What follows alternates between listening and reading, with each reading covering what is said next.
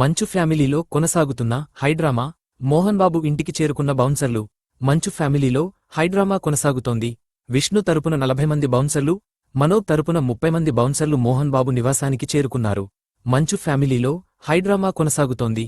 నిన్న ఓ ప్రైవేటు ఆస్పత్రిలో మోహన్ బాబు చిన్న కుమారుడు మంచు మనోజ్ వైద్య పరీక్షలు చేయించుకున్నారు.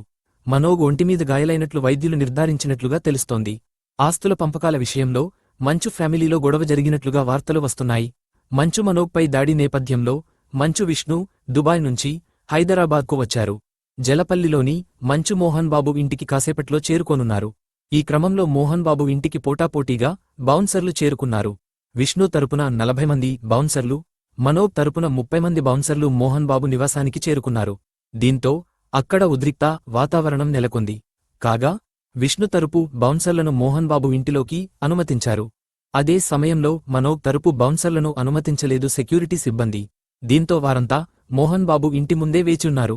ఇక విష్ణు ఇంటికి చేరుకున్నాక అక్కడ పెద్ద ఎత్తున గొడవ జరిగే అవకాశమున్నట్లు తెలుస్తోంది.